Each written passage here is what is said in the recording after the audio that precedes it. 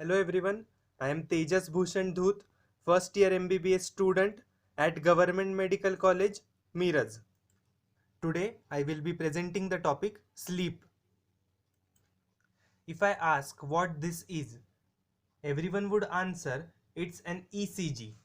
ECG stands for electrocardiogram and the procedure is called electrocardiography, which measures the electrical activity of the heart. ECG was invented in 1895.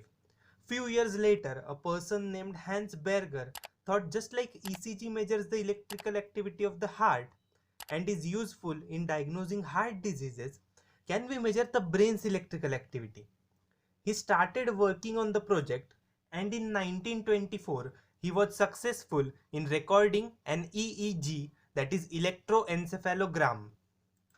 Let's see what an EEG is. Electroencephalogram is defined as the record of spontaneous electrical activities generated by the cerebral cortex that are picked up from the brain's surface through electrodes placed on designated sites on the scalp. Why do we need EEG? EEG is used to assess abnormal electrical activities of the brain. For example, in studying sleep, epilepsy, and sleep disorders. Just like ECG has its characteristic wave pattern, EEG also has the same. These waves are the summated effect of the millions of neurons in brain, which are mostly the pyramidal cells.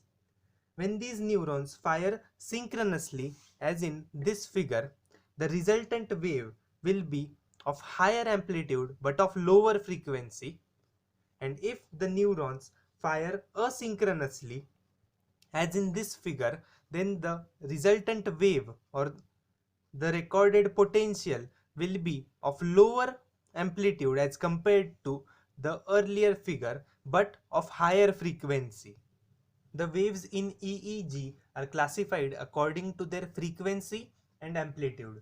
The first is the alpha waves. They have a frequency of 8 to 13 Hz and an amplitude of 50 microvolts to 100 microvolts.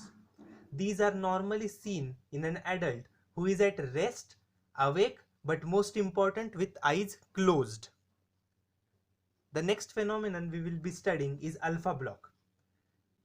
The phenomenon of disappearance or vanishing of alpha waves when the person opens the eyes or is in a mental effort.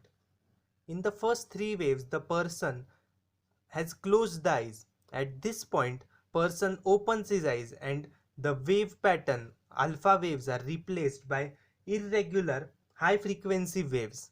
And when the person again closes his eyes, at this point the alpha pattern reappears. Next is the beta waves, which have a frequency range of 14 to 30 Hz but an amplitude lower than the alpha waves, that is 5 to 10 microvolts.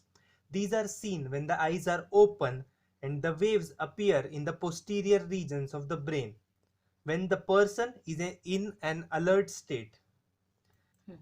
The next waves are the theta waves, which have a frequency of 4 to 7 Hz and a higher amplitude, normally seen in children. In adults, these waves occur during moderate sleep and during severe depression. Next is the delta waves, having frequency less than 3.5 Hz and amplitude of 20 to 200 microvolts. These waves occur during deep sleep, and if these appear in an alert state, it indicates serious brain damage. This was a simplified representation of an EEG. But a real-time EEG looks more complicated and a deeper study is required for analyzing it.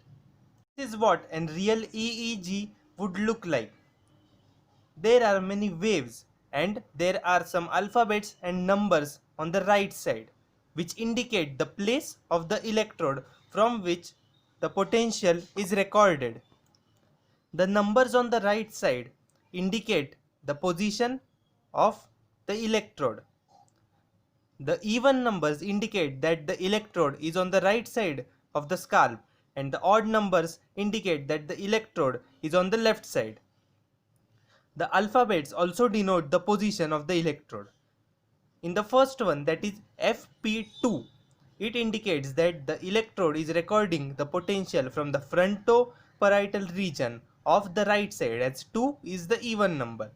F indicates frontal region, P indicates parietal region, T indicates temporal region, and O indicates occipital region. 1, 3, 5, 7, that is odd numbers, indicate the left side, and even numbers, that is 2, 4, 6, and 8, indicate that the electrode is on the right side. Some other details are also mentioned on an EEG, like the name of the patient, age, the name of the doctor, date, time, sensitivity of the instrument, speed of recording the potentials, etc. Now I will be presenting the topic which we experience while studying and during lectures. Sleep. If someone asks, "Hey bro, lecture में क्या करते हो तुम?" Most of us will reply, "सोते हैं." But many of us won't be able to define sleep. Let me do this for you. Sleep is defined as temporary withdrawal of consciousness from the physical world from which the subject can be aroused with appropriate sensory stimuli. Why do we need sleep? So, sleep restores both physical and mental health. It enhances our ability to think and concentrate. Also, it enhances our learning and memory. It promotes and maintains growth as growth hormone secretion increases during sleep. इसका मतलब ये नहीं है कि ज्यादा सोने से एकदम मस्त बॉडी बनेगी. Sleep is divided into two phases: the REM sleep, that is rapid eye movement sleep, and the NREM sleep, that is the non-rapid eye movement sleep. These repeat in a cyclical fashion about every 90 minutes. In normal adults, NREM precedes REM. NREM has 4 stages in which the person progressively enters into deep sleep. In the stage 1, the person becomes drowsy and the beta waves which are present in an awake individual change to alpha waves and the light sleep starts. In stage 2, the stage is identified by characteristic sleep spindles and K complexes. Sleep spindles are bursts of alpha-like waves which show waxing and waning. K complexes are high amplitude sharp waves. Stage 3 is the stage of moderately deep sleep with waves of lower frequency but of higher amplitude. Stage 4 is the stage of deep sleep. Delta waves with lowest frequency and large amplitude are seen. It is very difficult to wake up a person in this stage. The changes which occur in the body during the slow wave sleep are decrease in the heart rate, blood pressure, body temperature, rate of respiration, and the muscle tone. Increase in parasympathetic tone, which increases the gastrointestinal activity. Now let's see the mechanisms which control the NREM sleep. The changes in rhythmic discharge of the suprachiasmatic nucleus according to the day-night variation controls the NREM. Hence it is called the biological clock. There is also the hormonal control. Serotonin, norepinephrine, dopamine have negative effect on sleep. Acetylcholine, adenosine, and prostaglandins, these three hormones induce sleep. Now let's see the REM sleep. After the NREM, that is non-rapid eye movement sleep, suddenly a new pattern of waves appear in the EEG.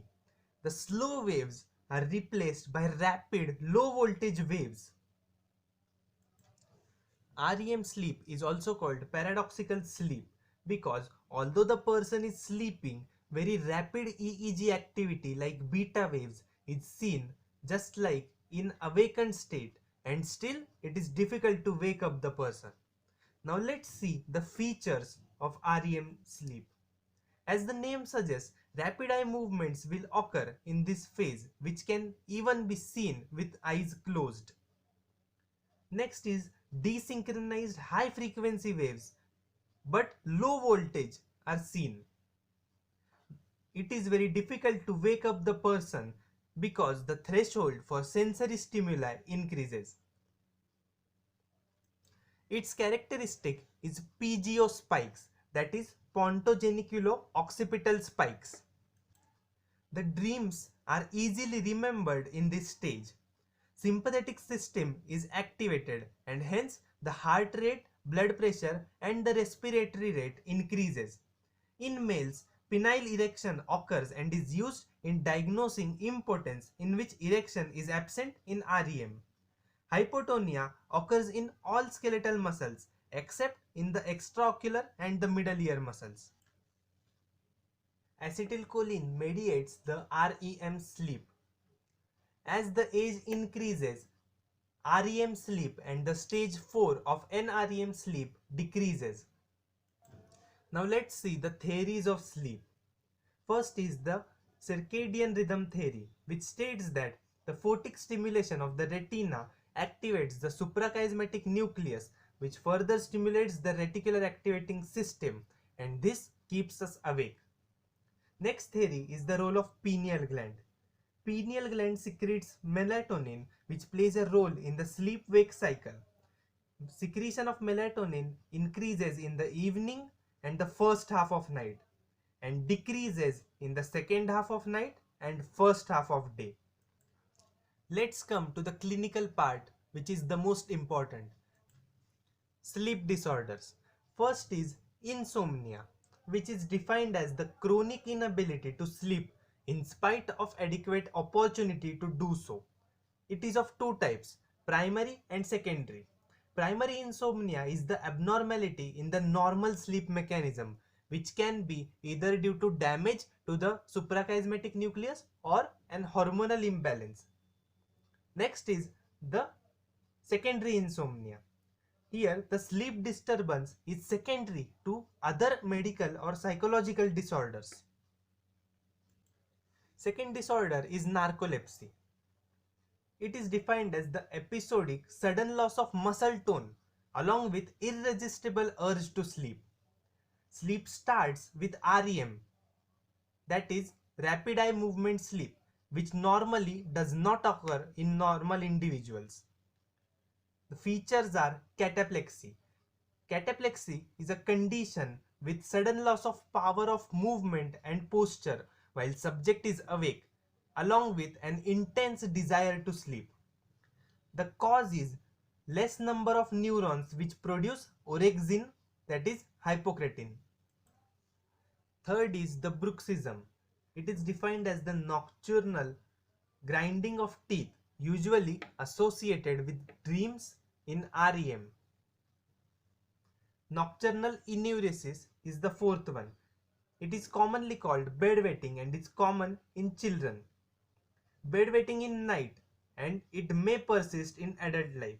It occurs 3 to 4 hours after the sleep when the person is in stage 3 or stage 4 of non-rapid eye movement sleep. It is preceded by a burst of rhythmic delta waves in an EEG. Obstructive sleep apnea. Normal duration of stage 1 of NREM is 10% of the total sleep, but the patients of obstructive sleep apnea spend 30 to 50% of time with marked reduction in stage 3 and stage 4. The person experiences reduction in muscle tone and respiratory drive at onset of sleep, which causes obstruction of the upper airway. Apnea occurs for more than 10 seconds during frequent episodes of obstruction, causing brief arousal from sleep, which re-establishes the airway. Sleep is usually disturbed and the patient snores in obstructive sleep apnea. Hypersomnia. Here the patient sleeps for days to weeks continuously. Cause is the damage to the reticular activating system or the neurons in hypothalamus or subthalamus. Another cause is the destruction of dopaminergic neurons. Now let's come to the most important sleep disorder, that is parasomnic disturbances. These are a group of disorders that involve events occurring when the person is falling asleep, sleeping, or waking up. First one is the somnolescent starts. Here, certain jerky motor activities occurring in the early part of sleep due to excitation of certain motor centers usually occurs with frightening dreams. Sensory paroxysms. Patient usually gets up in sleep with the feeling that any sensations are transmitted through the body. Commonly experienced sensations are sudden flash of light, crashing sound, etc., which does not occur in real life but the person experiences them. Sleep paralysis. It occurs during transition from sleeping to the waking state. Patient is unable to activate the muscles during this stage. Hence the name. Night terrors and nightmares. These are the problems of childhood which occur in the stage 3 or stage 4 of NREM. Child awakens abruptly in state of intense fright with marked tachycardia and tachypnea for 1 to 2 minutes, and in the next morning the child does not remember the incident. Somnambulism. It is commonly called sleepwalk. Sometimes the patient can walk with eyes open. It usually occurs in children, but when it occurs in adults, it is more aggressive. The patient sleepwalks and does some familial act. It occurs in the stage 4 of NREM. Next morning, the patient won't remember any such thing. I'd like to finish this presentation with an inspiring quote. Dream is not what you see in sleep. Dream is the thing which doesn't let you sleep. If you enjoyed the video, do like, share and subscribe. Thank you.